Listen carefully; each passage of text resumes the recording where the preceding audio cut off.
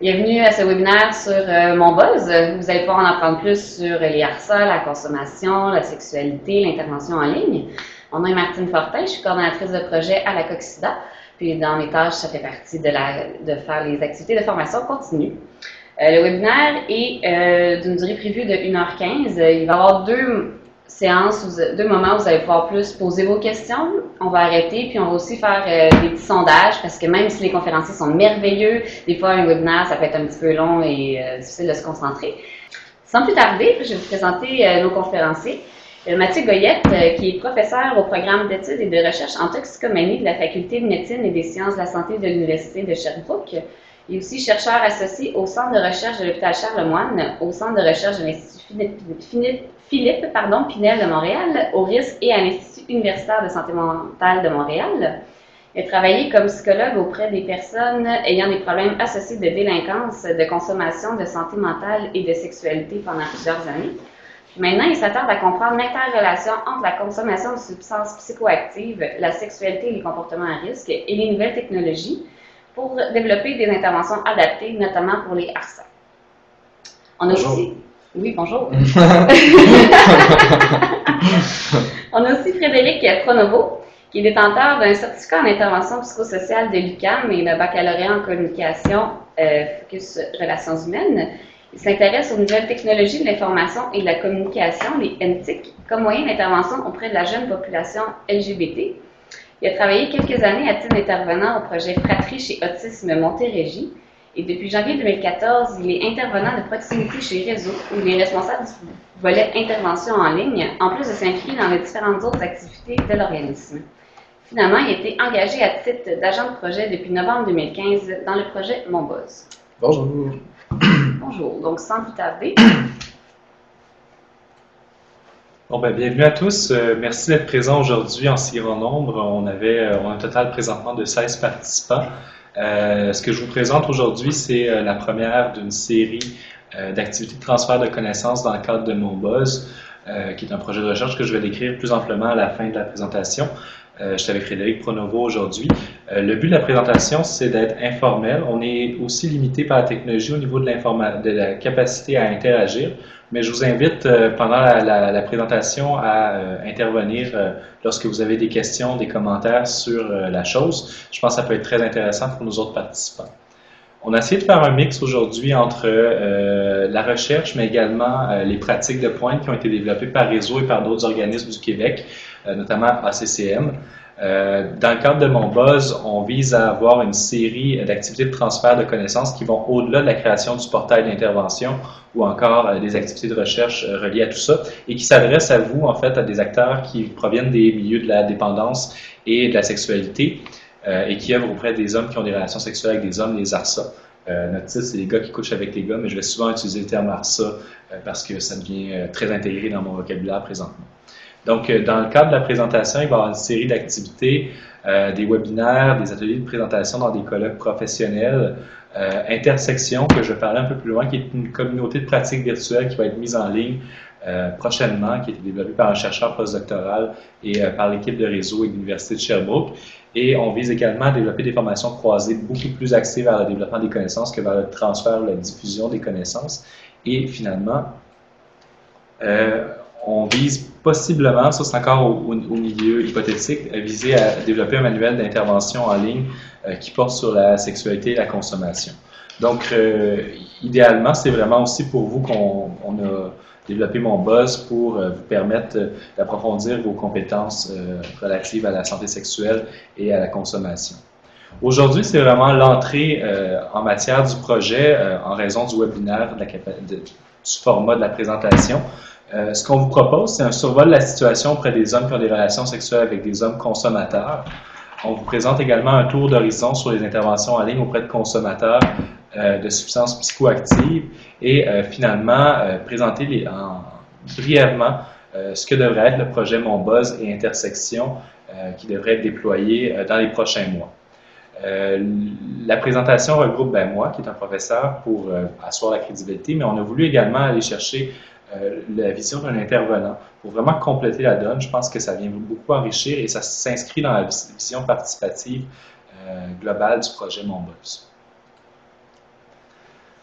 Si on regarde, on commence le tour d'horizon sur la consommation des différences des hommes qui ont des relations sexuelles avec les hommes. Si on les compare aux autres hommes adultes, ce qu'on constate, premièrement, au niveau de la recherche, c'est que certaines substances précises, on peut penser à la kétamine, le GHB, le cannabis, les poppers, les nitrites, ou encore l'ecstasy, vont être consommées en plus grande proportion chez les ARSA que chez les hommes de la population générale. On sait également que, de façon générale, ils vont consommer une plus grande quantité de SPA, substances psychoactives. On sait qu'ils vont vivre davantage d'épisodes de consommation élevés, donc qui dépassent les normes qu'on pourrait définir à faible risque, ou encore des épisodes de consommation excessive, donc dans des soirées festives où on va attribuer ça à du binge, mais qui n'est pas nécessairement relié à l'alcool, mais à un ensemble de substances psychoactives. Donc, ces soirées-là nous intéressent et sont très particuliers chez la population ARSA en général. Comme groupe également, ce qu'on constate, c'est que la consommation va se maintenir plus tardivement au travers de la vie. Donc, dans la population générale d'hommes adultes, ce qu'on constate, c'est que la consommation va débuter au début de l'adolescence et va généralement se stabiliser au milieu de la vingtaine et diminuer. Généralement avec l'arrivée dans différents contextes de vie comme les études qui vont se terminer, l'arrivée dans le marché de l'emploi qui met une nouvelle structure, la famille également. Ça va faire en sorte qu'il y a beaucoup de personnes qui vont se désinvestir de la consommation, qui vont réduire celle-ci. Mais les ARSA, on le voit moins, ce changement-là au travers de la mi-vingtaine, et elle va généralement se poursuivre jusqu'à 35 ans, même plus tard dans la vie. On sait que les ARSA vont également consommer davantage dans un contexte d'activité sexuelle, et ça ne va pas nécessairement se limiter à l'alcool comme la population générale, mais à différentes substances qui vont venir changer l'expérience sexuelle en tant que telle, la dynamiser ou encore permettre une plus grande performance au niveau de la sexualité. Une des caractéristiques aussi, c'est le milieu de consommation qui est assez différent. Plusieurs auteurs rapportent que les normes de consommation vont être différentes. Donc, il va y avoir une certaine légitimité de la consommation dans le milieu ARSA où la consommation à risque ne va pas nécessairement être vue comme étant à risque. Elle va être tolérée, même voire encouragée. Et c'est ce qu'on constate dans ce milieu-là. Et tous ces constats-là sont particulièrement présents chez les ARSA qui sont des personnes vivant avec le VIH, donc qui sont particulièrement à risque. Par contre, malgré le fait qu'ils consomment plus, une plus grande substance, une plus grande étendue, une plus grande quantité, hormis le fait qu'au niveau du VIH et du SIDA et des autres TSS, on observe des conséquences un peu plus importantes dans cette population-là, la population n'est pas nécessairement liée la consommation ne va pas être nécessairement liée à une plus grande fréquence de troubles d'utilisation de substances psychoactives ou encore à un niveau plus élevé de conséquences associées à la consommation.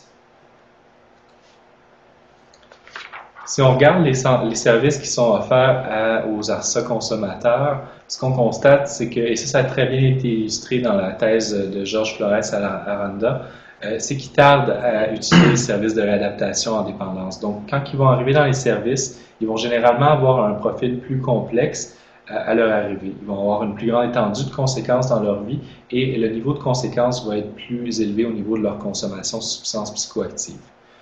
Ils hésitent davantage à utiliser les services parce qu'ils ne se reconnaissent pas toujours dans les services qui sont offerts à la population en général. Et les intervenants vont nous rapporter au niveau de la recherche un peu les mêmes constats, c'est-à-dire qu'ils vont rapporter un manque de confort, un manque de connaissance à offrir des services aux hommes qui ont des relations sexuelles avec des hommes. Pas nécessairement qui ont des préjugés, mais qui sentent que l'adaptation de leur intervention n'est pas optimale pour cette clientèle-là. On sait que plusieurs auteurs ont recommandé des programmes adaptés à la réalité des ARSA. Par contre, au niveau de la recherche, jusqu'à présent, on pense que c'est intéressant, mais on n'a pas encore démontré le fait d'avoir un programme adapté à cette clientèle-là offre vraiment une plus-value au niveau de l'efficacité des traitements ou encore de l'adhérence, de l'adhésion des personnes qui vont prendre part à ces traitements-là. C'est ce qui fait le tour, en fait, du topo sur la revue scientifique. Je vais passer maintenant le flambeau à Frédéric qui va vous parler un peu plus de la réalité du terrain. Oui, donc c'est ça, je vais vous parler un peu de l'expérience de réseau, puis aussi de la CCM qui ont développé un nouveau programme récemment qui montre bien c'est quoi la réalité présentement là, au niveau de la consommation chez les ARSA et chez les personnes qui vivent avec le VIH.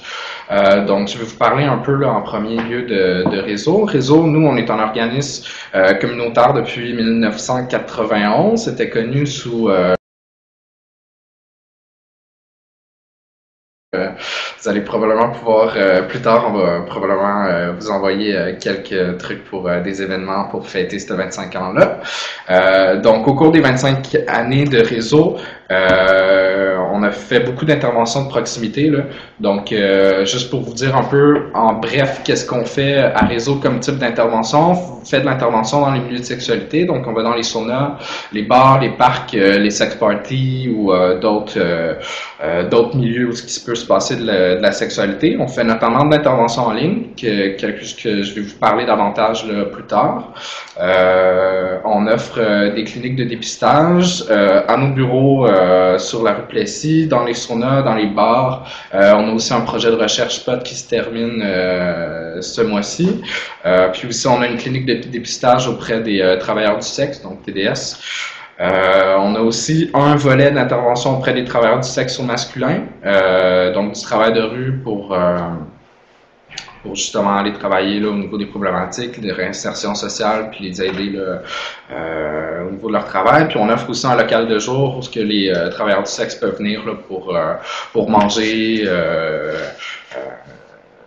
voir leur texto ou juste au moins avoir un espace à eux. On a aussi des ateliers de discussion sur diverses thématiques et on offre des consultations individuelles auprès de personnes qui ont besoin de se faire accompagner.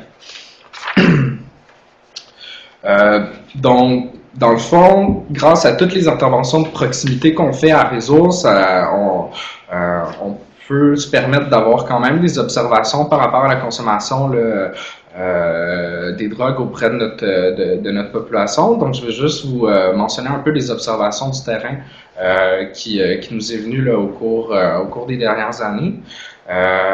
Surtout cette année, je pense qu'il y a comme un changement là, de paradigme, de norme, où il y a quelque chose qui est en train de se passer, qu'on est vraiment en train tous les intervenants en réseau, on est en train de voir qui est vraiment en train de se passer quelque chose. Notamment au niveau des saunas et des parcs, on a constaté une augmentation de l'utilisation de seringues. Normalement, les bacs à seringues, on pouvait passer 3 mois avant d'avoir les changés. Maintenant, la période de temps avant que les bacs à seringues soient remplis est beaucoup plus courte. Ça peut être 1 mois et demi, même des fois 1 mois. Donc, c'est quelque chose qui est quand même assez alarmant. Puis il faut qu'on puisse continuer de regarder qu'est-ce qui se passe par rapport à ça. Je vais passer tout de suite au troisième point, finalement, parce que ça y touche quand même. Ce qui nous laisse présager que le slam, dans le fond, c'est la consommation de cristal meth par injection. Semble de plus en plus populaire et moins stigmatisé. Donc, il y a moins d'images négatives associées à ça. Les personnes se sentent plus à l'aise là, de consommer du cristal meth via le slam, puis sont moins jugés par rapport à ça. Donc, ça reste quand même une pratique qui est marginale, mais toutefois, on note quand même une augmentation par le fait qu'on ramasse beaucoup plus de seringues qu'avant par rapport à ça. Aussi à Réseau, on a une grosse augmentation là, des consultations individuelles en rapport avec la consommation et la dépendance. Souvent, ça va être les deux liés ensemble, mais aussi ça peut être aussi de manière séparée, donc des personnes qui vont se considérer comme étant dépendantes sexuelles ou avoir des pratiques un peu plus excessives au niveau sexuel. Je le mets en guillemets pour la dépendance sexuelle parce qu'on peut toujours en discuter là-dessus. Puis aussi au niveau des drogues, là, on voit qu'il y a beaucoup plus de personnes là, qui sentent avoir le besoin d'en parler. Ce qui reste drôle, par contre, c'est qu'à Réseau, on offre un atelier relations, drogue et dialogue qui, justement, jumelle. C'est un bon mot, hein?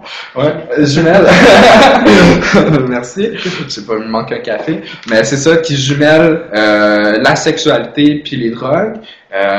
ce qui est quand même curieux, c'est que même si on a beaucoup de personnes qui veulent consulter individuellement là-dessus, peu de gens s'inscrivent à cet atelier-là. Ça fait quand même un petit bout qu'on n'a pas réussi à le donner, étant donné le nombre de participations. Donc, probablement qu'il y a une réflexion à avoir sur cet atelier-là. Peut-être que c'est juste le nom, des fois, ça peut être des choses aussi niaiseuses que ça, qui ne semblent pas aller chercher autant les personnes pour qui veulent s'inscrire. Peut-être que Mathieu va l'aborder par rapport à mon buzz, mais justement, mon buzz ce qui est venu à nous apprendre aussi, c'est que c'est important aussi d'inclure les personnes dans le processus décisionnel, même pour le nom de ce qu'on a fait pour mon buzz. Donc peut-être que de faire un focus group ou quelque chose pour voir qu'est-ce qui pourrait aller chercher les personnes pour l'atelier permettrait d'aller voir. Ça, c'est un aspect un peu plus personnel. Moi, je suis aussi intervenant en spot, donc je vois beaucoup de personnes. Pour ceux qui connaissent mal le projet, on a un gros questionnaire là, sur la consommation aussi lors des consultations pré-dépistage à spot. Donc, on note vraiment beaucoup que les participants de spot disent avoir consommé lors de relations sexuelles. C'est quand même très, très fréquent. L'alcool reste encore aujourd'hui ce qui est le plus consommé. Je pense que c'était 53% les chiffres de l'année dernière que j'avais vus.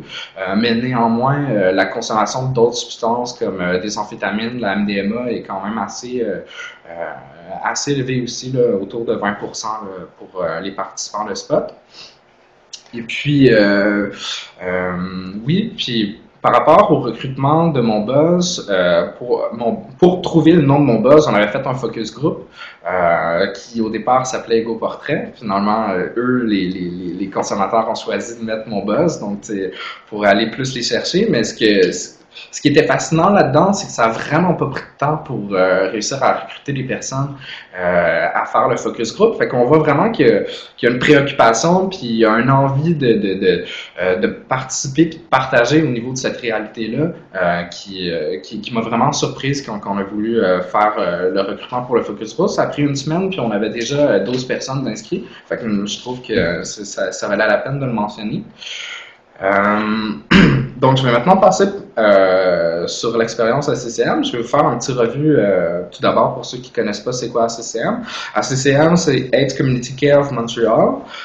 C'est un organisme communautaire principalement anglophone qui travaille à l'amélioration de la qualité de vie des personnes vivant avec le VIH, à la prévention de la transmission du VIH et des autres TSS et à la déstigmatisation du VIH. ACCM offre une grosse panoplie de services. Si jamais vous voulez aller voir leur site internet, vous allez voir que leur offre de services est assez grosse quand même. Puis, dans le fond, je vais juste vous faire un petit survol de ce qu'ils offrent. Donc, ils offrent plusieurs activités de soutien pour les personnes qui vivent avec le VIH, notamment des ateliers là, de discussion sur différentes thématiques. Ils offrent aussi des ateliers d'éducation sexuelle et de promotion de la santé sexuelle dans les écoles ou les organismes qui veulent, ou les milieux de travail là, qui veulent en savoir davantage. Ils offrent aussi une application ou plutôt un service qui s'appelle Jack and Jock. C'est dans le fond un rappel de dépistage, puis pour voir si on est dû pour être dépisté. C'est une espèce de logiciel, c'est un site internet où les gens peuvent aller remplir certaines questions puis se mettre des rappels au niveau de leur dépistage aussi. Ils ont aussi le service Contact. Contact qui est dans le fond, un service d'achat de matériel préventif ou de jouets sexuels à moindre coût, donc dans une visée là, de réduction des méfaits pour que les personnes puissent utiliser du matériel qui est propre, qui est sain et tout. C'est un des services qu'ils offrent. Et finalement, Sextep, qui est une offre d'intervention par texto assez innovante, anglophone. À ma connaissance, c'est la seule application, c'est la seule offre de service anglophone au Québec par texto qui existe. Donc, c'est surtout là pour tout ce qui est question santé sexuelle. C'est ouvert à tout le monde. Puis, si vous voulez aller en savoir davantage, vous pouvez aller sur leur site internet. Puis, on a une rubrique de questions là, puis de réponses là, qui est vraiment intéressante. Juste d'un point de vue informatif, c'est vraiment intéressant ce qui s'y trouve. ACCM, que dans le fond, durant la dernière année, ils se sont rendus compte, c'est qu'ils ont eu beaucoup de demandes de leurs membres pour avoir des services en lien avec la consommation.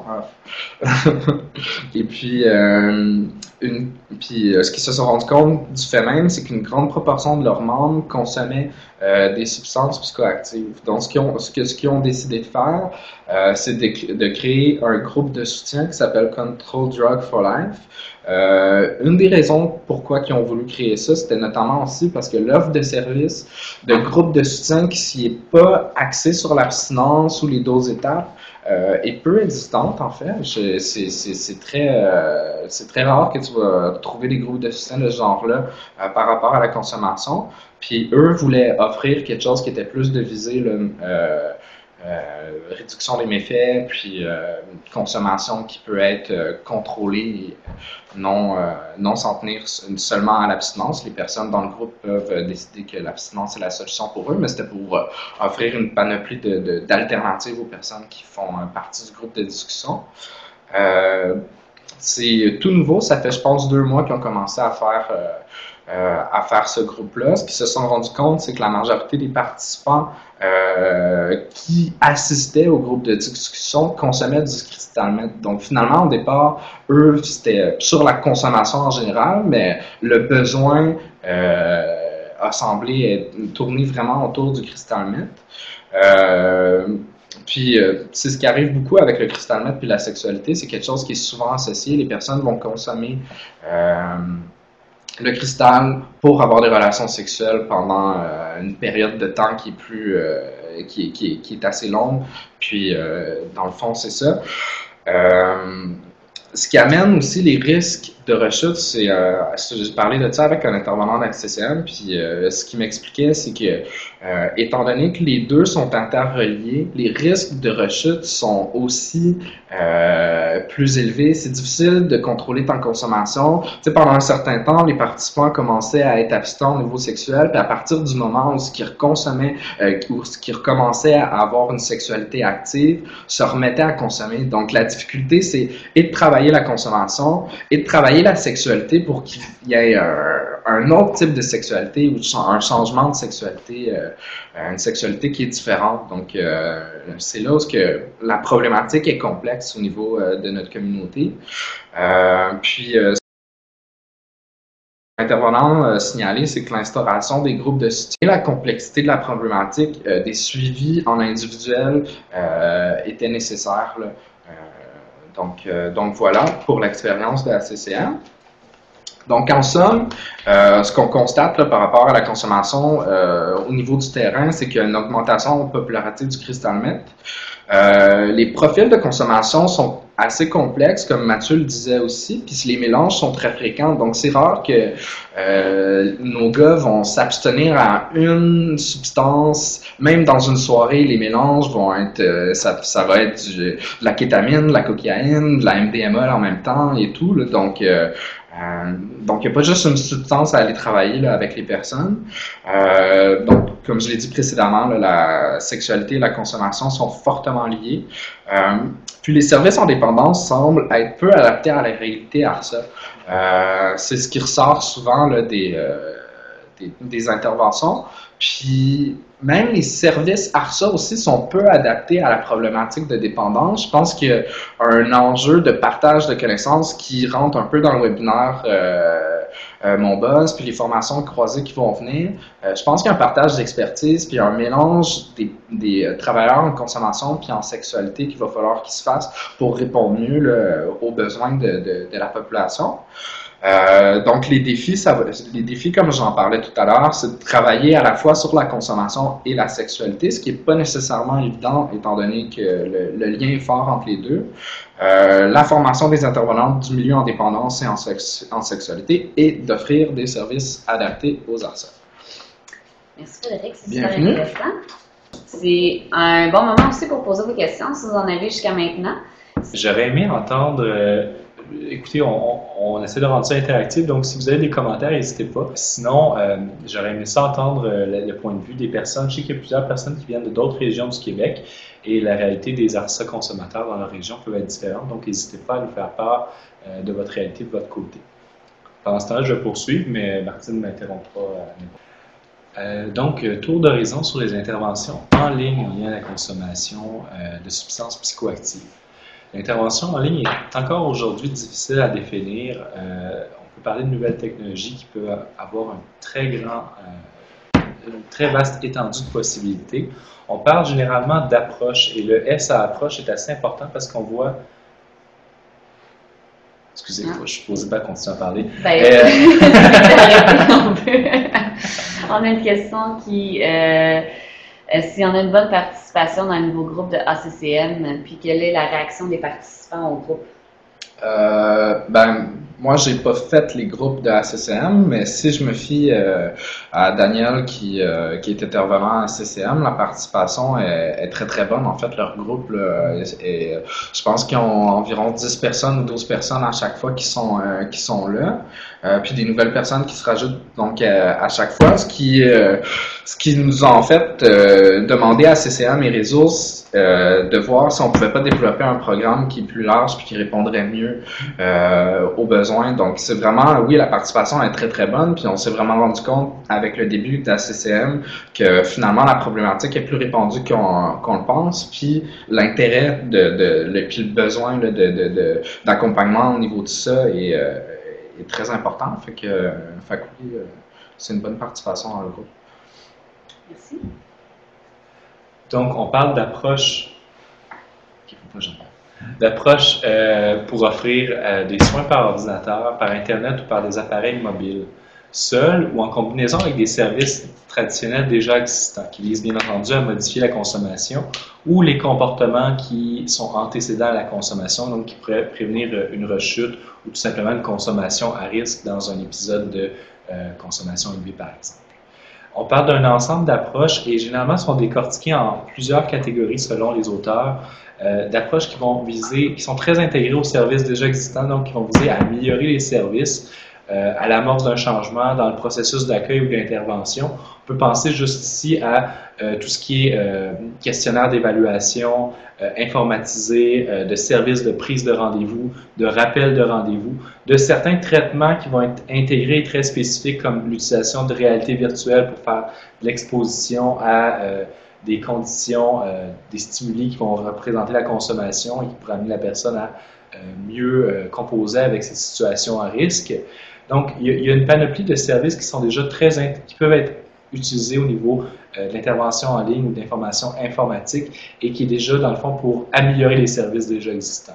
Par contre, on a un autre type de service qui est, selon moi, aussi intéressant, qui vise à étendre les services déjà existants. Donc, augmenter la présence, par exemple, des centres de réadaptation, des intervenants en dehors des services, par exemple, pour faire des booster sessions, pour prendre contact avec des personnes qui ont déjà suivi des services. On a aussi de plus en plus des Just-in-Time Adaptative Interventions qui vont généralement être basées sur ce qu'on appelle des Ecological Momentary Assessment. En gros, ce que ça consiste, c'est souvent par messagerie texto à identifier des situations à risque de la personne et à envoyer vraiment à des moments clés des stratégies d'adaptation de la personne ou des avertissements que la personne peut mettre en place quand elle est sur le point de consommer.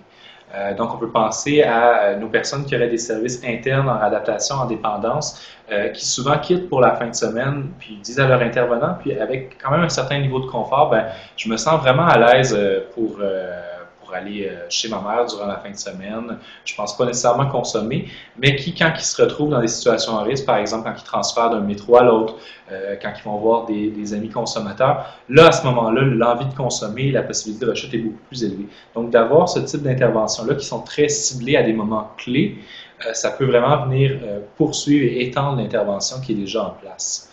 Donc, c'est vraiment une nouvelle option qui est offerte par la nouvelle technologie. Avant que tu poursuives, c'est quoi une booster session? En fait, c'est un terme en psychothérapie qui signifie juste d'ajouter des séances dans le cadre de personnes qui ont déjà suivi un traitement pour consolider les acquis. Donc, quelqu'un qui aurait eu une réadaptation, par exemple, qui a opté pour l'abstinence, qui aurait suivi une réadaptation interne, des intoxications, de la réadaptation externe, qui va très bien dans son processus de rétablissement, mais qui peut vivre à certains moments de sa vie un certain débalancement et reprendre contact avec son intervenant juste pour faire le point, pour réfléchir à où est-ce qu'il s'en va, pour décider des fois de comment il pourrait agir avec des difficultés. Donc, un ajout à la session déjà en place. Si on regarde l'efficacité de ces interventions-là, jusqu'à présent, c'est difficile à déterminer parce qu'on n'a pas encore les méthodes assez raffinées pour départager ce qui appartient au contenu de l'intervention de ce qui appartient à la modalité d'intervention qu'on veut mettre en place. De façon générale, et c'est très grossier comme analyse, ce qu'on constate, c'est que les interventions en ligne qui utilisent les nouvelles technologies seraient équivalentes ou légèrement inférieures dans certains cas à ce qu'on appelle l'intervention traditionnelle en personne avec le client. Mais dans tous les cas, l'intervention en ligne demeure généralement supérieure à aucune intervention, ce qui est assez intéressant. L'intervention qu'on va déterminer comme étant étendue, donc qui va dépasser la simple détection de la consommation et la rétroaction, va être supérieure au bilan. Donc, où on va offrir une offre de service qui peut être automatisée ou avec un intervenant, mais en ligne, et qui va avoir un certain niveau de counseling individualisé avec l'individu, va être supérieur à la simple rétroaction. On sait également que l'intervention en ligne qui s'inscrit en complément avec une offre traditionnelle ou avec un contact avec un être égal ou supérieur à l'intervention en ligne qui va être utilisée seule ou encore sans contact avec un intervenant. Donc, c'est important de considérer l'intervention en ligne pour avoir son effet optimal en complémentarité avec les services existants ou encore de considérer qu'un intervenant en ligne pourrait ajouter à un service strictement informatisé, automatisé. Un des constats qu'on a également, c'est que les modèles d'intervention qui vont être basés uniquement sur la diffusion d'informations, par exemple en utilisant un pamphlet qui est déjà existant, on peut penser à mon mixeur, mon blender, qui a été développé, qui est un très bon pamphlet, mais qui n'est pas nécessairement très personnalisé au niveau de la façon de l'explorer. Donc, si on transfère uniquement ce pamphlet-là en le mettant en ligne, c'est vraiment pas la façon optimale de procéder pour avoir une efficacité au niveau de la réduction de la prise de risque ou de la consommation par rapport à tout ça. Ce qu'on constate également, c'est que les personnes qui ont un problème de consommation léger, à risque ou modéré, l'intervention en ligne fonctionne plutôt bien. Par contre, quand on a des problèmes sévères de consommation, un peu qu'est-ce qu'on a par rapport aux interventions brèves, aussi les mêmes constats, on a un peu moins d'efficacité à intervenir avec cette clientèle-là. Je vais peut-être terminer, puis après ça je prendrai la question. Un des enjeux qui est central avec l'intervention en ligne, puis qui ne vous surprendra pas, c'est qu'on a un taux d'abandon assez élevé. Donc les personnes ne vont pas nécessairement consulter, et celles qui consultent vont souvent se désengager de l'intervention à travers le temps, surtout quand il n'y a pas d'intervenant au bout de la ligne pour établir le lien, ou il n'y a pas une mise à jour relativement récente des sites qui sont faites. Et ça, c'est un problème qui est assez important quand on essaie d'évaluer l'efficacité parce qu'on utilise souvent les intention to treat dans les essais randomisés où chaque personne qui va être assignée à un groupe, peu importe qu'elle s'investisse ou non, va être évaluée par rapport à son impact. Et c'est quelque chose qui est assez important à considérer à travers tout ça. C'est important aussi que, ce que plusieurs chercheurs soulignent, c'est que c'est important que l'offre de service qu'on va offrir en ligne ne soit pas uniquement un projet de recherche ad hoc qui va viser à évaluer une intervention, mais ça s'inscrit dans une offre de service qui est déjà réelle et qu'on vise à pérenniser et qui est adaptée au niveau de la mise en marché à la population cible. Donc, il faut réfléchir au contenu, au contenant, à comment on va diffuser l'existence de ce service-là, parce que ce qu'on constate, c'est qu'il y a beaucoup d'applications en ligne déjà existantes qui visent soit la consommation, soit la prise de risques sexuels indépendamment, de façon indépendante, mais que les personnes ne les utilisent pas nécessairement parce qu'ils ont été créés à des fins de recherche ou à des fins très médicales, donc qui ne rejoignent pas nécessairement la clientèle cible à travers tout ça. Merci. On a une question, un commentaire d'abord, que le journal L'Injecteur, c'est un bon outil aussi en ligne. Puis la question était comment arrimer le milieu UDI et ARSA pour changer l'image du junkie de la rue Ehrenemann pour que les gens qui slament s'approprient les messages de prévention UDI? C'est une bonne question. En fait, c'est toujours comment adapter le message avec la clientèle cible. On va en discuter un peu plus quand on va parler de MonBuzz, mais c'est une réflexion qu'on a eu constamment à travers le comité de réflexion. C'est qui notre utilisateur clé qu'on veut qu'il utilise le service.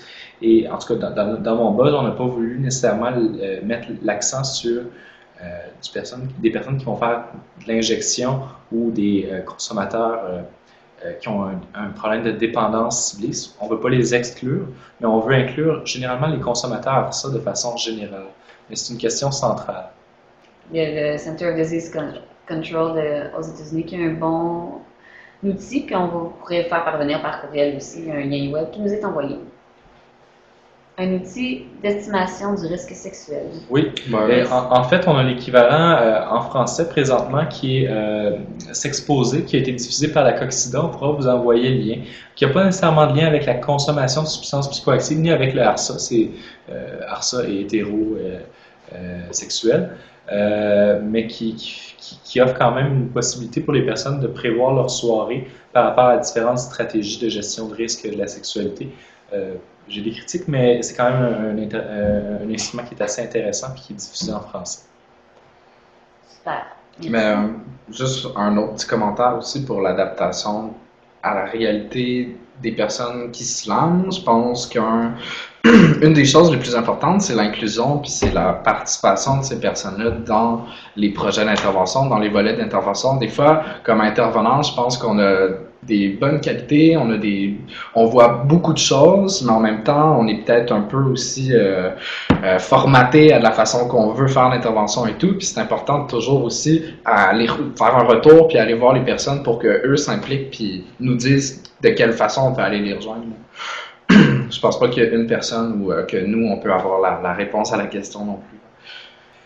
Jusqu'à présent, il y a très peu au niveau de la recherche, de recherches qui ont été faites sur le lien entre la consommation et la sexualité chez les ARSA pour le développement d'une intervention en ligne.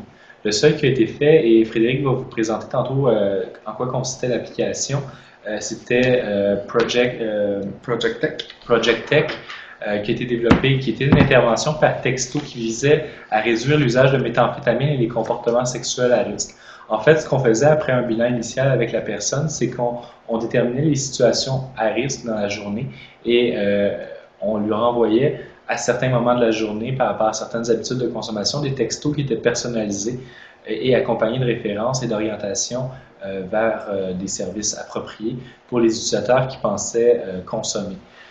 Donc, c'était une des premières initiatives qui a été mise en place et les données préliminaires par rapport à ce projet-là, même si on l'évaluait sur 2 semaines, laissait entendre qu'il y avait une diminution de la consommation de la méthamphétamine, en fait une consommation qui était plus sécuritaire aussi, et une diminution des relations non protégées, anales ou autres, sous l'influence de la méthamphétamine en tant que telle.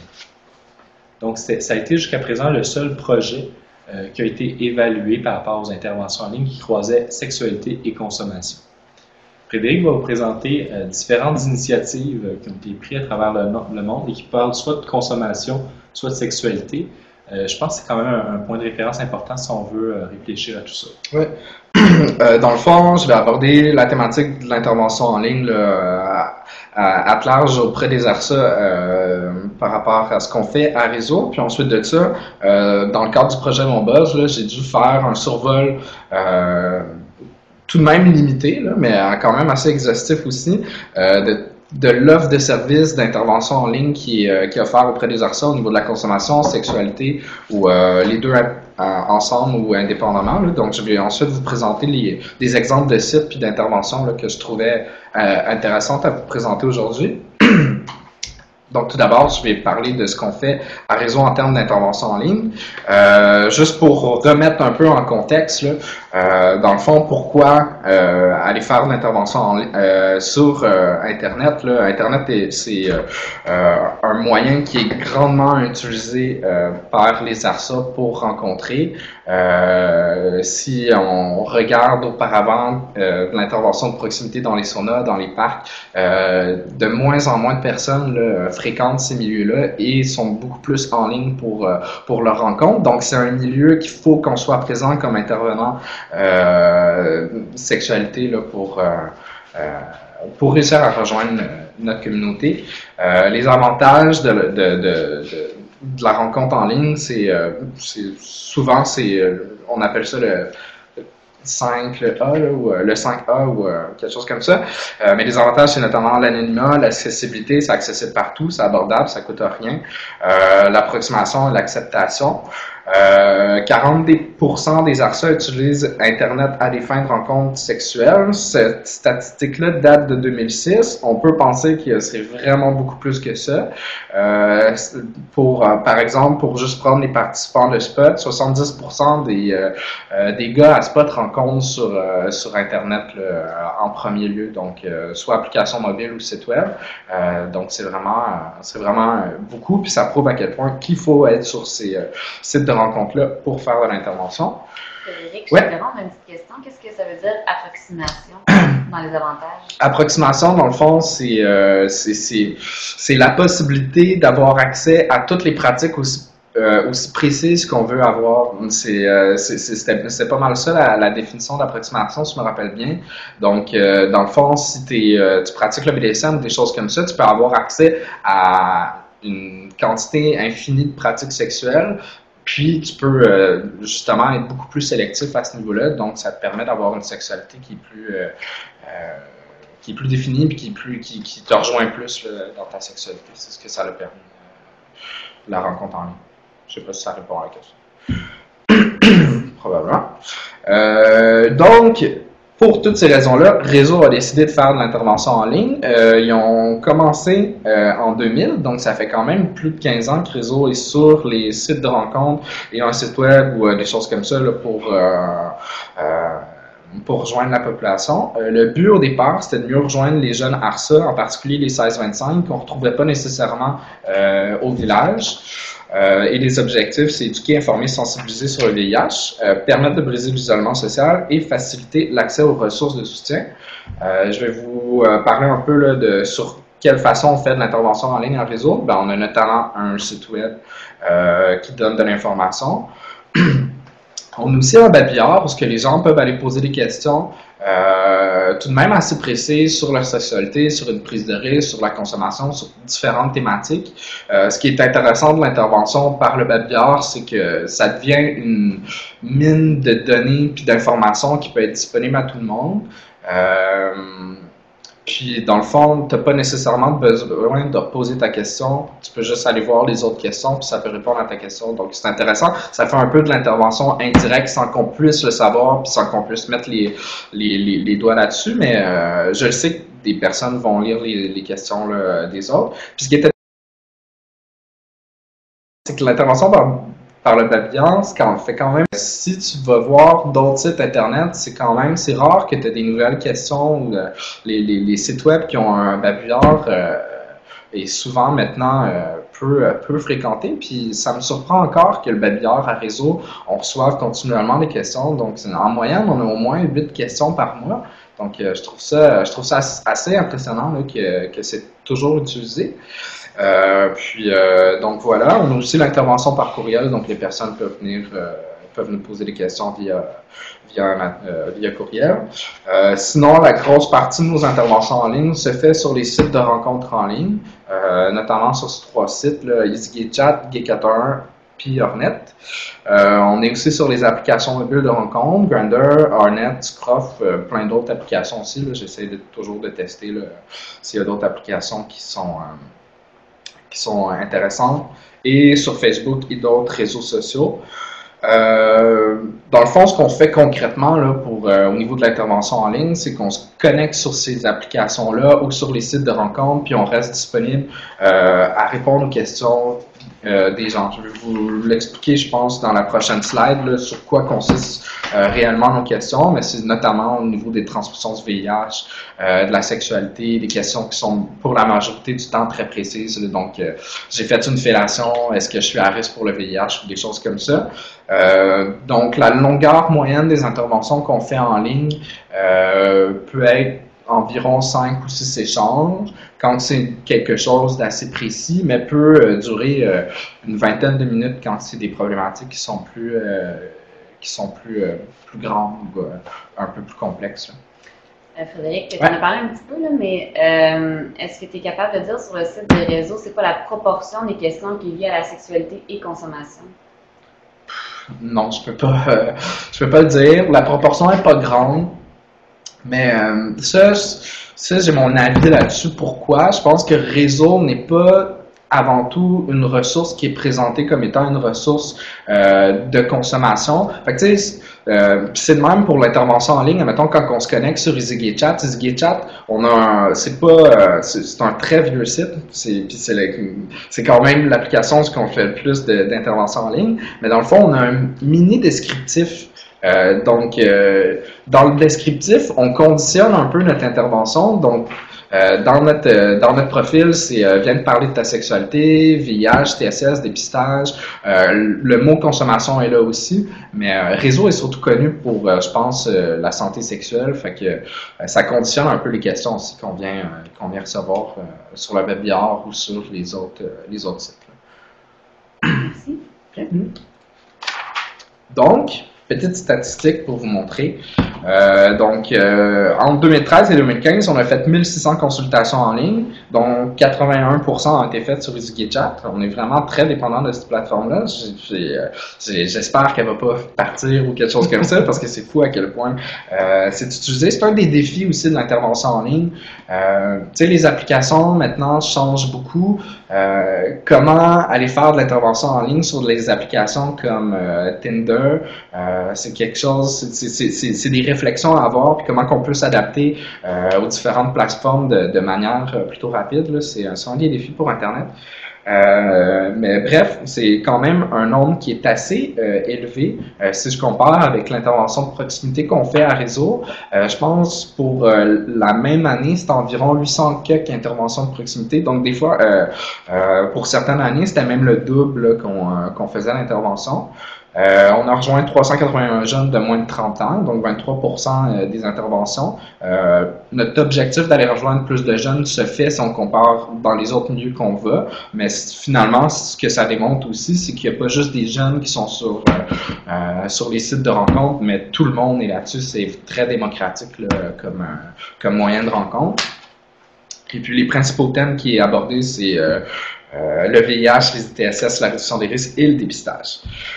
Un petit peu les avantages puis les limites de l'intervention. Ça permet de rejoindre beaucoup de gens, comme j'en ai parlé. Ça permet d'offrir aussi beaucoup de flexibilité pour les bénévoles. En fait, comment on fonctionne à réseau, c'est qu'il y a moi qui est l'intervenant l'intervenant responsable de ça, mais on a plein de bénévoles aussi qui font de l'intervention en ligne. On lui offre de la formation, de l'accompagnement là, pour qu'ils puissent être à l'aise à en faire. Et ça offre une approche qui est à distance et anonyme aux personnes. Donc, c'est un des gros avantages que je vois de l'intervention en ligne, c'est que ça nous permet d'avoir des questions que les gens ne nous auraient pas nécessairement posées en face à face. La censure n'est pas nécessairement là, donc on a vraiment accès à la situation de long et en large, donc c'est un gros avantage de faire de l'intervention en ligne. Et il y a certaines limites, les conditions ne sont pas nécessairement optimales pour une relation d'aide complexe, autrement dit, où il peut y avoir certains défis liés à ça. J'ai pas accès au non-verbal, donc ça peut... des fois, c'est un peu plus difficile à ce niveau-là. Il y a des défis liés à notre approche passive, mais on ne va pas directement voir la personne, c'est elle qui vient nous parler, donc les personnes qui sont à risque ou moins concernées, finalement, ne sont peut-être pas rejointes par l'intervention en ligne. La communication est asynchrone, il peut y avoir certaines difficultés techniques et des considérations éthiques. Si jamais vous avez des questions là-dessus, je pourrais vous y répondre. J'essaie d'augmenter un peu le rythme pour... je vois que le temps passe, mais il est déjà midi. J'avais recensé certains profils de personnes qui venaient nous poser des questions. Donc, c'est majoritairement des questions qui sont très précises sur les modes de transmission, sur le niveau de risque, des choses comme ça. Mais on peut aussi avoir des questions sur de l'information qui est plus complexe, des nouveaux enjeux, notamment avec tout ce qui est charge virale indétectable, la PrEP, des choses comme ça. Il y a aussi des personnes qui ont besoin d'être rassurées suite à une prise de risque. Puis là, je dénote deux profils, des personnes qui sont surconcernées ou sous-concernées. Donc, les personnes qui sont surconcernées sont des personnes qui n'ont pas été à risque, mais pensent avoir été à risque, donc très anxieuses. Ce qui est à faire avec eux à ce moment-là, c'est vraiment baisser le niveau d'anxiété, tandis que les personnes qui sont sous-concernées vont plus venir te voir pour pour diminuer l'anxiété ou plutôt pour confirmer qu'ils n'ont pas été à risque, mais finalement été à risque. Tu sais, des personnes qui ont des symptômes puis viennent te demander si c'est normal ou si c'est correct, mais ils ont des saignements à l'anus puis ils veulent pas aller voir le médecin. Donc, auprès de ces personnes-là, l'enjeu est surtout plus de l'amener à aller consulter ou aller voir des services. Ou sinon, d'autres problématiques, là, des situations plus de relations d'aide, notamment milieu lié, relations de couple et la consommation. Je vais vous présenter brièvement les sites d'intervention en ligne en lien avec la consommation que j'ai recensés pour le projet Mon Buzz. Donc, je vais commencer tout de suite avec le projet de iLife. C'est le site qui est le plus à jour et le plus intéressant qu'on a trouvé qui allie les deux. Dans le fond, de la façon que ça fonctionne, ce site-là, c'est que tu as un petit outil de diagnostic ou de feedback là, au niveau de ta consommation. Tu commences par répondre à différentes questions sur quelle substance que tu uses, ta consommation se fait à quel moment, dans quel genre de situation, des choses comme ça. Est-ce que tu es inquiet ou est-ce que tu es concerné par ta consommation? Puis ensuite de ça, ce que l'application va faire, c'est qu'elle va aller chercher toutes les sections informatives du site. Puis c'est correct, tu peux la passer, ce slide-là. Ce qui est intéressant de cette application-là, c'est que de un, elle va te sortir des combinaisons qui est un peu plus à risque. Donc, elle va te sortir des alertes là, si tu consommes, si tu es sur des antidépresseurs, puis que tu prends de la MDMA ou l'alcool, puis le GHB, des choses comme ça. L'application va te donner des alertes. Puis aussi, ce que ça va faire, c'est que ça va aller prendre toutes les sections du site qui sont pertinentes pour toi à lire, puis ça va les mettre en complément d'information au niveau de ton au niveau de ta demande puis des réponses au questionnaire que tu as eu. Donc, ça évite beaucoup de choses que la personne n'aurait pas besoin de lire, puis que ça adapte vraiment le site web finalement au type de personne qui vient consulter. Donc, c'est une particularité qui était vraiment intéressante du site iLife. Je vais passer maintenant sur Rethinking Drinking de la National Institute on Alcohol Abuse and Alcoholism. Dans le fond, eux, ce qu'ils offrent, c'est un outil de détection ou de feedback aussi là, au niveau de leur consommation. Ce que l'application va faire, ce qui est intéressant, c'est que ça va d'un, leur donner un feedback personnalisé sur leur consommation se situe où par rapport aux autres personnes. Mais ce qui est le fun, c'est que ça va aussi offrir un outil de balance décisionnelle. Donc, ça va te faire sortir les pour et les contre de ta consommation. Donc, tu peux continuer aussi à avoir une petite réflexion, puis ça te force aussi. Je trouvais ça intéressant qu'il y ait cet outil-là disponible en ligne, que la personne puisse elle-même faire sa balance décisionnelle.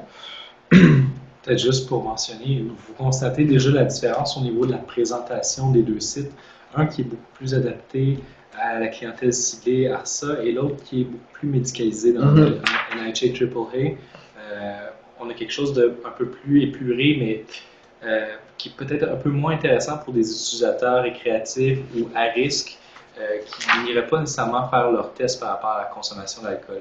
C'est un peu l'équivalent qu'on retrouve aussi dans les messages d'éduc-alcool au niveau de la type de présentation d'informations, puis qu'il faut réfléchir dans le projet Mon Buzz sur comment on veut aligner le tout. Ouais. Puis, donc, il y a le Project Tech Support que Mathieu a commencé à parler tout à l'heure. Dans le fond, eux, ce que ça consistait, c'est que les personnes avaient en premier lieu un questionnaire assez large sur leur consommation, les moments où ils consomment, les raisons, des choses comme ça. Puis ensuite de ça, ils faisaient ils créaient des interventions adaptées là, à la situation de la personne. Donc, si le vendredi soir, habituellement, tu es là, tu sors dans les bars, des choses comme ça, ils vont t'envoyer des messages textes du genre oublie pas de mettre un condom, des choses plus adaptées de réduction de risque sexuel, ou aussi au niveau de la consommation, il va t'envoyer un message texte à savoir si tout est correct, des choses comme ça. Donc, c'est surtout le type d'intervention que le projet faisait. C'était vraiment intéressant à lire le genre. Je ne sais pas si Mathieu, tu avais des choses à rajouter sur ça. Je vais le rajouter tout à la fin. OK, cool. Parfait. Puis le dernier site aussi, qui démontre aussi un peu l'aspect peu attrayant puis vieux de la grosse majorité des sites Internet qui traitent de la consommation et de la sexualité. Ce que j'ai remarqué dans ma recension, c'est qu'il y a beaucoup de sites Internet de disponibles, mais peu de sites sont à jour ou sont encore d'actualité. Même si l'information est très bonne dans les sites Internet, les gens seront peut-être moins portés à aller les consulter. Donc voilà. Mais j'ai quand même mis ce site-là parce que ce que je trouvais intéressant du site web, c'était beaucoup le langage qui était utilisé, puis que c'est une approche que je pense qu'on veut vraiment utiliser pour Mon Buzz. Notamment les personnes, le site web parlait au nous, donc c'est comme si tu étais avec quelqu'un qui consommait aussi du Crystal Meth, et puis donc voilà, si jamais vous voulez lire le discours, parce que je vous ai mis des exemples de rubriques qu'il y avait dans le site Internet, c'est notamment sur le langage que je trouve que c'est intéressant et important d'utiliser un langage qui ressemble à ça, qui est beaucoup moins médical et qui est beaucoup plus proche de la réalité des gens. Donc voilà, pour la partie des interventions en ligne. Merci, Frédéric. Il y avait une question, je retourne au groupe de ACCM. En fait, on me demandait si les groupes sont seulement en anglais à ACCM. Non, ils se font, dans le fond, il y a des groupes qui sont en français, mais s'il y a une personne qui parle anglais, le groupe va être en anglais parce que ACCM est avant tout un organisme anglophone. Il y a le projet Phoenix, par exemple, qui veut progressivement inclure également une dimension par rapport à la consommation de substances psychoactives, qui est en français à l'origine. Donc ça, c'est peut-être plus dans le futur, mais il va y avoir cette possibilité-là à résoudre. Retirer l'aspect humain relationnel de l'intervention ressort clairement. C'est souvent ce que les cliniciens mentionnent quand on parle d'intervention en ligne sur la capacité d'adapter. Tout ça tout en gardant un des facteurs qui est le plus important dans le changement, qui est la relation thérapeutique. Et comme psychologue, en tout cas, c'est quelque chose que je me pose constamment. Puis Frédéric aussi, là, même dans l'intervention, je pense qu'il veut mettre en ligne, mais avec une capacité de communiquer avec un intervenant, c'est quand même quelque chose d'assez important pour lui à travers le projet. Donc, c'est assez important. Ce qu'on a vu comme modèle, je vais juste aller avant mon buzz, mais je vais juste vous présenter un peu ce qu'on a vu comme modèle à travers le temps. Le premier modèle, c'était un modèle de bilan et de rétroaction personnalisé assez bien. Le deuxième modèle, c'était ce que ça ajoutait du NHAAA, c'était vraiment la dimension de possibilité de faire aussi des interventions motivationnelles subséquentes au bilan qui avait été fait à la rétroaction. Le troisième modèle, c'est une dimension qu'on va moins explorer dans Mon Buzz, mais c'est la possibilité de contacter directement les individus lorsqu'ils sont dans des situations à risque de consommer. Le dernier modèle, c'est ce qui se fait déjà à réseau, je pense, au niveau de l'intervention en ligne auprès des intervenants. Et ça, c'est une des composantes qu'on réfléchit à intégrer à Mon Buzz. Donc, c'est pour vous donner un topo sur les différentes possibilités. Et dans les 15 dernières minutes, je vous présente le projet Mon Buzz avec le temps qui me reste.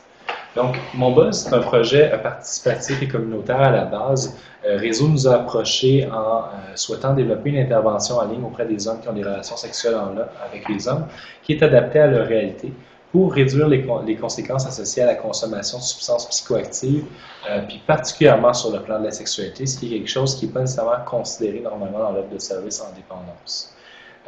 Donc, c'est une collaboration avec l'Université de Sherbrooke, mais également avec des utilisateurs, donc des ARSA consommateurs qui sont impliqués à travers l'ensemble des étapes du développement du portail, mais également du projet de recherche, et également des acteurs du domaine de la santé sexuelle et la réadaptation en dépendance.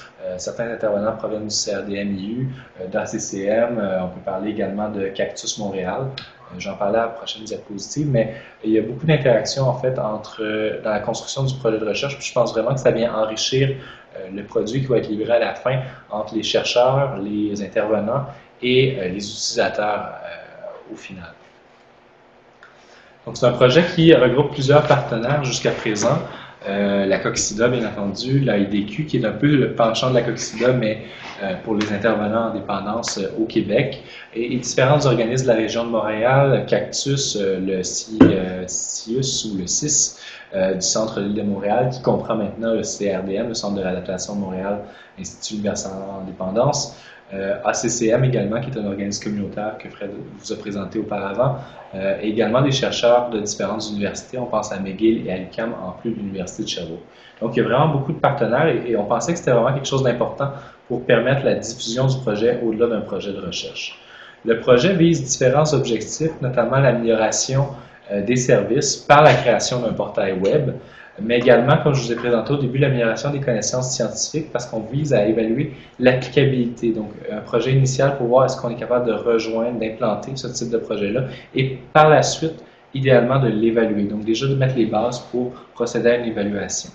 On vise également à améliorer les compétences en intervention et la collaboration des intervenants qui travaillent dans différents milieux sur la consommation, de la sexualité et des ARSA. Le but du projet, du portail en tant que tel, c'est de rejoindre les ARSA, donc initialement d'aller les chercher, parce que comme on a vu au départ, ils ne consultent pas nécessairement dans nos services en dépendance. Surtout les personnes qui fréquentent peu ou pas les services en dépendance ou en santé sexuelle, on sait qu'il y a une certaine désaffiliation des ARSA des services en dépendance, mais il y a certains aussi ARSA qui ne s'identifient pas au milieu gay, donc qui n'iront pas nécessairement vers réseau de façon naturelle, mais qui pourraient quand même bénéficier des services ou de d'autres régions du Québec qui n'ont pas nécessairement les services qui sont développés pour répondre à leurs besoins.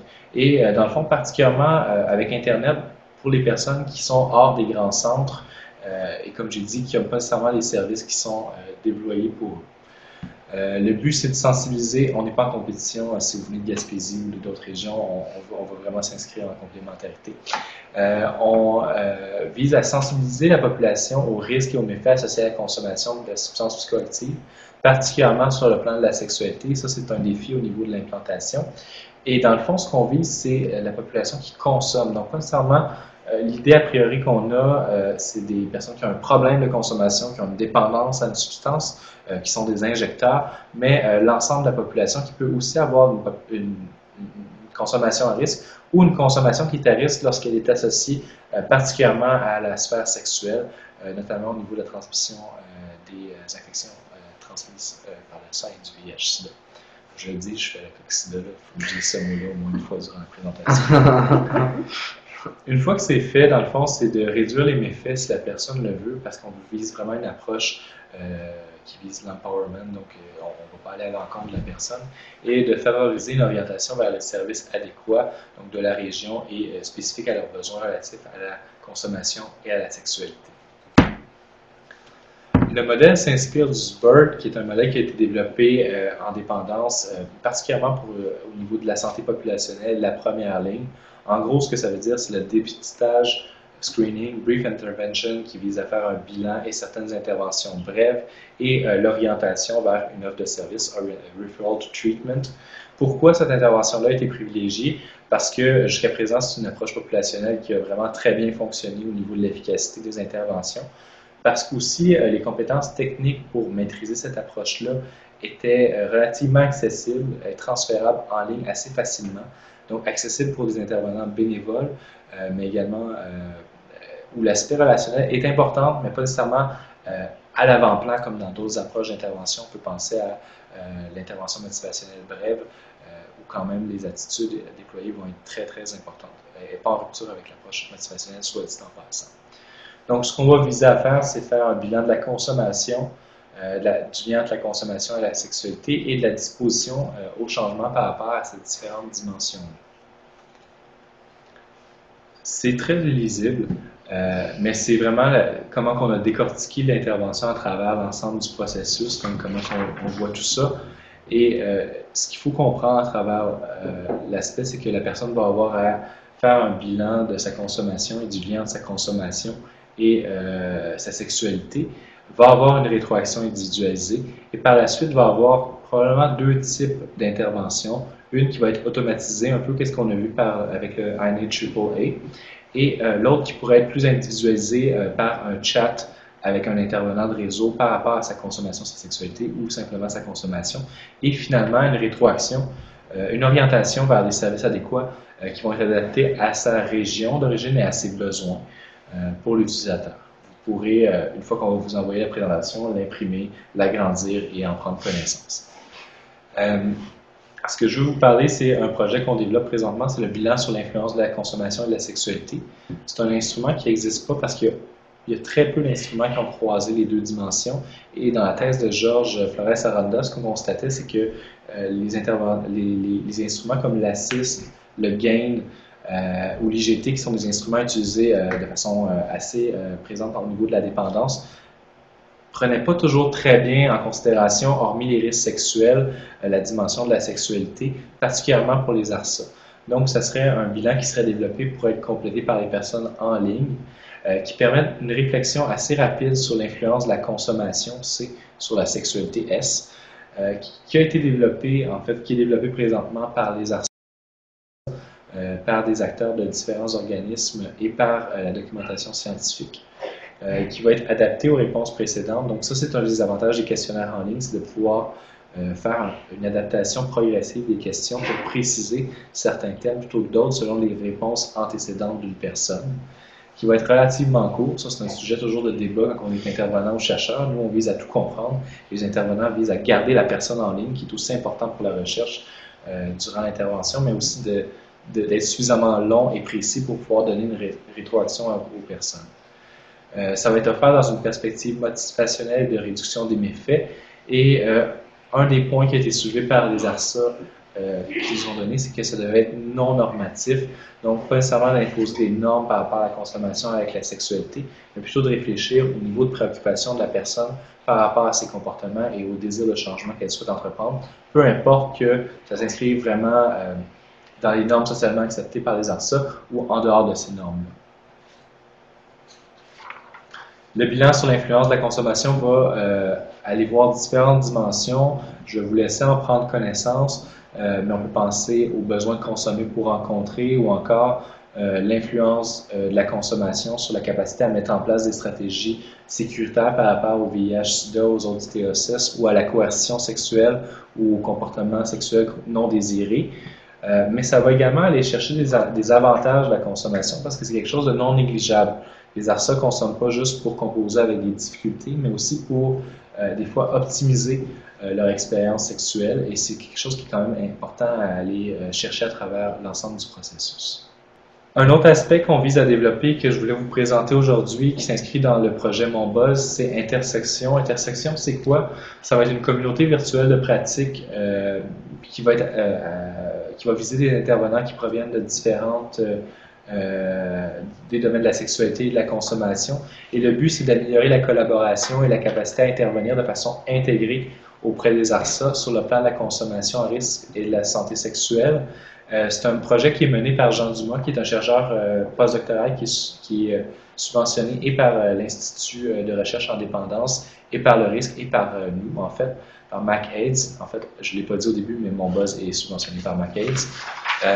Et qu'est-ce que ça vise? C'est en fait de développer un groupe qui partage des préoccupations similaires, à partager leur expérience et à approfondir leurs connaissances par rapport à la consommation, à la sexualité auprès des ARSA, les permettre de mettre ensemble sur une plateforme en ligne pour en fait consolider leurs compétences. Parce qu'on donne beaucoup de formations, des fois de façon ponctuelle, des fois même sur une journée, et c'est très intéressant cette formation-là, mais d'augmenter la collaboration, il faut y aller de différentes façons pour optimiser le tout. Et en fait, ce qu'on va viser, c'est des intervenants communautaires et professionnels de la santé dans différents domaines. Donc, pour le futur, ce que vous devez peut-être retenir, c'est qu'on vise à lancer la plateforme d'intersection, la communauté virtuelle de pratique en juin, et de lancer le portail Mon Buzz, qui va être pour les hommes qui ont des relations sexuelles avec les hommes, pour faire leur bilan et l'orientation. En septembre, vous allez être invités, bien entendu, à prendre part à la communauté virtuelle de pratique et à orienter les clients potentiels vers Mon Buzz à travers tout ça. Merci de votre présence. C'est l'ensemble de l'équipe des personnes qui participent au projet, qui comprend ceux qui sont directement impliqués dans le comité de gestion, mais on a un ensemble de partenaires, comme je vous ai présenté plus tôt, qui sont impliqués à différents niveaux dans le développement du projet. Je serais intéressé dans les quelques minutes qui nous restent à avoir vos commentaires sur le projet ou sur la présentation d'aujourd'hui.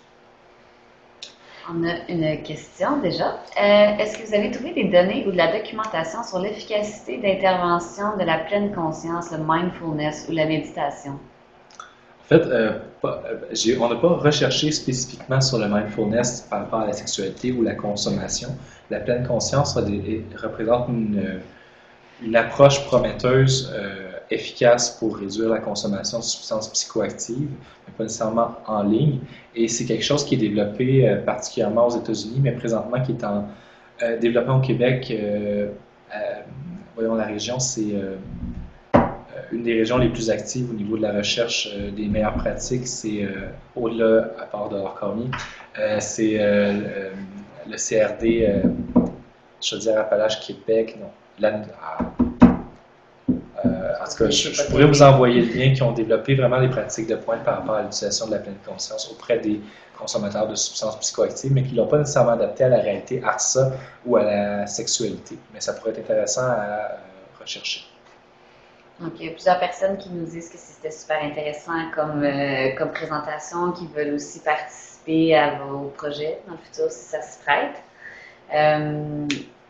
Si les participants ont d'autres questions, ben, je vais prendre le temps de vous remercier d'avoir participé, d'avoir créé ce webinaire-là. En fait, aujourd'hui, c'est un sujet vraiment d'intérêt pour plusieurs de nos membres.